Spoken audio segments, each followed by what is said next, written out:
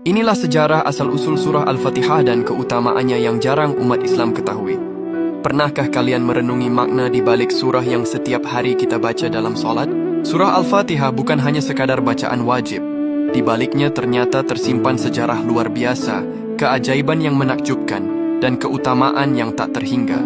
Surah Al-Fatihah yang berarti pembukaan, dahulu diturunkan di Mekah pada masa awal kenabian. Menurut sebuah riwayat, malaikat Jibril dan malaikat lainnya turun dari pintu langit yang baru pertama kali dibuka hanya untuk membawa dua cahaya istimewa kepada Nabi Muhammad, yaitu surah Al-Fatihah dan beberapa ayat terakhir surah Al-Baqarah. Saking agungnya surah ini, diriwayatkan bahwa iblis sampai menangis ketakutan saat Al-Fatihah diturunkan karena keberkahannya yang luar biasa. Surah Al-Fatihah dikenal juga sebagai ruqyah atau penawar segala penyakit. Dahulu ada kisah seorang sahabat yang berhasil menyembuhkan kepala suku yang sakit hanya dengan membacakan surah Al-Fatihah. Hal ini tentu menjadi bukti keajaibannya. Rasulullah pun membenarkan keampuhan surah Al-Fatihah ini sebagai obat dengan izin Allah.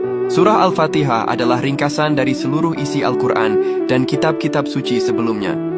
Semua ajaran mulai dari tauhid hingga petunjuk kehidupan terkandung dalam 7 ayatnya.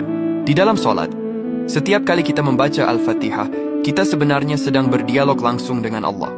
Di setiap ayat yang kita ucapkan, Allah memberikan respons yang menunjukkan betapa dekatnya hubungan antara hamba dan Sang Pencipta. Surah Al-Fatihah adalah doa yang sempurna. Di dalamnya kita memuji Allah, mengakui kebesarannya, memohon pertolongan, dan meminta petunjuk ke jalan yang lurus. Setiap keinginan dan kebutuhan hidup manusia tercakup dalam 7 ayat ini. Banyak ulama mengajarkan amalan membaca Al-Fatihah untuk melapangkan rezeki dan mengabulkan hajat. Salah satunya adalah dengan mengamalkannya secara rutin setelah solat wajib. Dengan memahami dan meresapi maknanya, surah Al-Fatihah memiliki kekuatan untuk menghilangkan kesedihan, kegundahan, kegelisahan, dan ketakutan dalam diri kita. Surah Al-Fatihah adalah hadiah istimewa dari Allah bagi umat Islam. Dengan memahami sejarah dan keutamaannya, semoga kita dapat membacanya dengan lebih khusyuk dan meresapi setiap maknanya. Allahumma salli ala Sayyidina Muhammad.